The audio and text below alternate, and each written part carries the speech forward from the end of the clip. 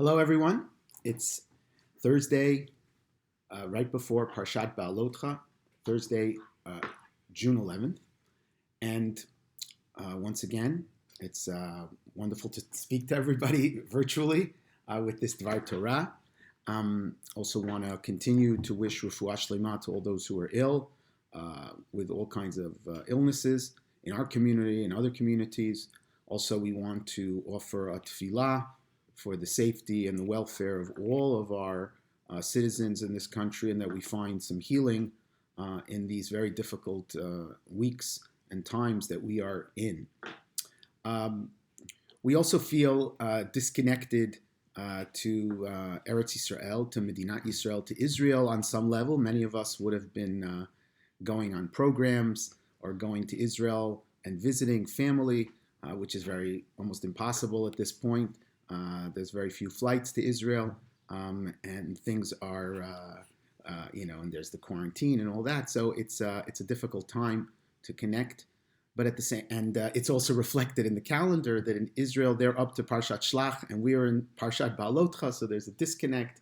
So even in the calendar it reflects that. But we of course continue to have Israel in our heart, and we follow the events there, and we pray for peace, and we pray for the right decisions and the right things for that country, for its citizens, and for all those around the state of Israel, and that there should, God forbid, not be flare-ups, etc., in the next few weeks. I wanted to just share an idea related to Parshat Behalotcha about an incident which seems to kind of come out of nowhere in the middle of the Parsha. The Parsha, of course, is all about movement. The Jewish people, for the first time, leave the cocoon of Har Sinai. In the middle of this Parsha, for the first time, they are ready to move. The text says in chapter 10, Vayhi b'shana hashenit b'chodesh hasheni, the second year that they left Egypt, in the second month, Iyar, be'esrim b'chodesh, the 20th day of Iyar, almost a year till when they had come to Har Sinai. Na'alah ha'anan me'al ha'mishkan ha'idut, vayis'u b'nei Yisrael ma'asehem b'midbar Sinai, vayishkon ha'anan b'midbar Paran. The Jewish people begin the move. And this, of course, is the climax of all of the parshiot that we've been reading up until this point. The census, getting ready for the travel, organizing the camp. And parenthetically, I just want to mention, for those who have not yet filled out the census, here in our country, please fill out the census documents and submit them and send them in the mail so that we are all counted, and our county is counted, and our city is counted, and our citizens and everyone else who lives in our area is counted, and everyone gets the right apportionment of services. Back to the Dvar Torah. So the Torah tells us about the movement, that the Jewish people are on the move. In fact, the word linsoa, the word to move, is mentioned in chapter 10 many times. If you actually start from chapter 9, where the Torah starts to talk about the Jewish people are led, al pi Adonai yis'u, al pi Adonai yachanu. And the Torah goes on using the terminology. They're on a journey. This is the beginning of the journey. They've completed their stay at Har Sinai, at Ohel Moed, and now it's time to enter the land of Israel after a few short weeks, if nothing bad had happened.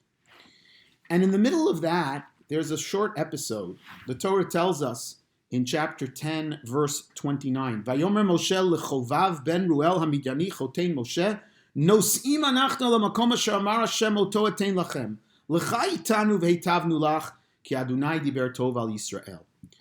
We have a short incident with Chovav. There's a big debate amongst the commentaries who this Chovav is. Is Chovav to be identified with Yitro? Is he not to be identified with Yitro, who we met back in the story prior to Matan Torah a year ago in Parshat Yitro? Whatever it may be, if it is Yitro, if it's not Yitro, if it's a relative of Yitro, it doesn't matter. It's certainly parallel to the story of Yitro. And in fact, what you have is what's called in fancy literary terms a chiastic structure in the whole breadth of the Bible, because what you have is, you have the story of the Jewish people leaving Egypt in Parshat Beshalach, and it concludes with the story of the enemies of the Jewish people, Amalek attacking. After Amalek, juxtaposed to Amalek is the story of Yitro. If you remember back in Parshat, Yitro comes right after the attack of Amalek. So you have the story which the Ibn Ezra points out is the contrast between the enemies of the Jewish people and those who support and help the Jewish people. Amalek versus Yitro. That's followed by Matan Torah in the middle. So you have A, B, C. And now, in effect, you have B1 and A1. Because right before they're leaving Har Sinai, right? So it's a kind of parallel to when they got to Har Sinai. Amalek, enemy, friend, Matan Torah, and staying at Sinai over the course of Sefer Vayikra and the beginning of Bamidbar. Now we close the circle, where we have again a story of someone who is supportive of the Jewish people, who the Jewish people see as a friend, Chovav. If you identify him with Yitro, then it's a perfect parallel. Followed at the conclusion with the famous portion in verse 34, Vayhi bin Sa'aron vayomer Moshe, Kuma Adonai v'yafutzu oivecha v'yanusu mesanecha mipanecha uvenucho yomar shuva Adonai revot alfei Yisrael. It closes with the prayer that the ark, representing God's presence, will lead them and destroy their enemies. So you have A, enemy, B, friend, Yitro, A, Amalek, friend, Yitro, Matan Torah, and the mitzvot, and the organizing of the camp, followed by B, friendship of Chovav, and the recognition that they will again encounter enemies that they're going to have to fight to conquer Eretz Yisrael. And what's interesting is that Moshe Rabbeinu reaches out here to Chovav, and he says, Nos'im anachnu, we're on the move, we're ready to go, and we want you to come, and we'll give you good things. Ki Hashem diber tov al Yisrael. Vayomer elav lo elech, ki im el artzi ve'el moladati elech. Notice Chovav rejects Moshe's initial entreaty. And the question is why? And I think there are 2 points that one can make looking at the text just very simply. Number one, the fact is, Moshe Rabbeinu offers him goods. He offers him a good. Maybe he'll offer him a nice plot of land. Maybe he would offer him a nice cushy job. Whatever it is, he offers him, we're going to give you something. L'chai tanu v'heitavnu lach. We'll give you something good. Now, from the perspective, it's very similar almost to like the story of Ephraim and Avraham when he's trying to buy the Me'arat HaMachpelah.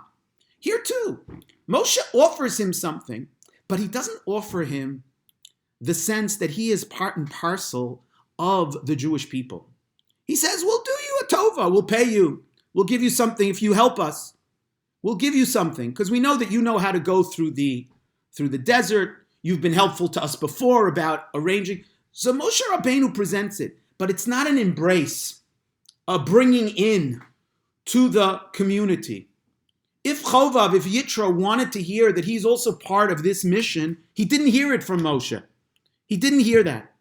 And what Yitro says and what Chovav says here is very striking because it has the echoes. Ki'im el artziv el moladati elech.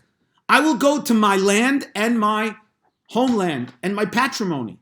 The other person, of course, when you hear these words, you have the story of Avraham echoing in your mind. Ki'im el artzi, lech lecha me artzecha, ume moladetecha, me tavicha. Abraham left his patrimony, he left his heritage to join and to create a new nation. And Yitro says, I'm not interested in getting a favor. I'm not interested in getting paid. I'm interested in joining a mission. I'm interested in joining the people. The ger, the literal convert, has to be embraced into the family. And someone who's an outsider has to be embraced. Not simply, oh, here, we'll give you something, but he wants to be embraced. And Moshe Rabbeinu, in his second statement, interestingly, makes a very interesting point. Vayomer al na tazov itanu, don't leave us. Ki al ken yadata chanutenu bamidbar vayita lanu le'einayim, you will help us. Vayaki telech imanu, vayatova washaitiv Adonai imanu veitavnu lach. Moshe Rabbeinu says two things. Moshe Rabbeinu understands what Chovav's concern is. He says, don't leave us. You will be our eyes, meaning we're not just going to give you, we want you to help us. We want you to contribute. You're not simply someone who's going to get a handout from us. We're not somebody who's going to be a paid contractor. We need you. You can help us.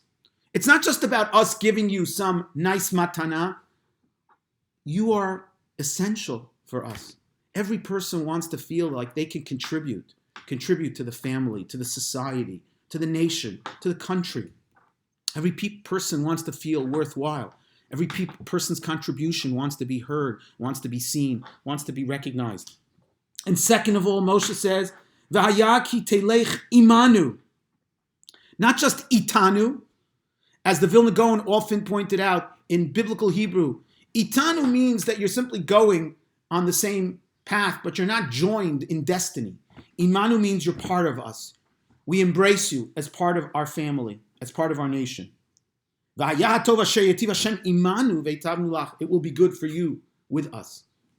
So Moshe Rabbeinu learns that lesson and recognizes what Chovav wants and embraces Chovav and says, yes, we need your contribution. We need you, and that gives worth to a human being. And number two, we embrace you as part of us, not as other. These are messages which are, very important in all times, in all situations, especially when we're dealing with the other.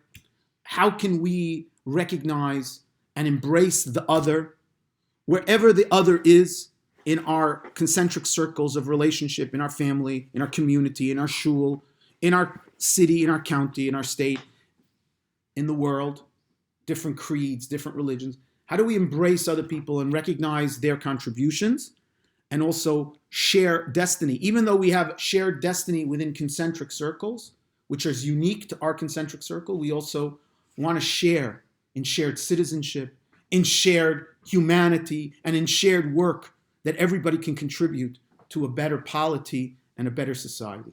I want to wish everybody a Shabbat Shalom and enjoy family and Shabbat.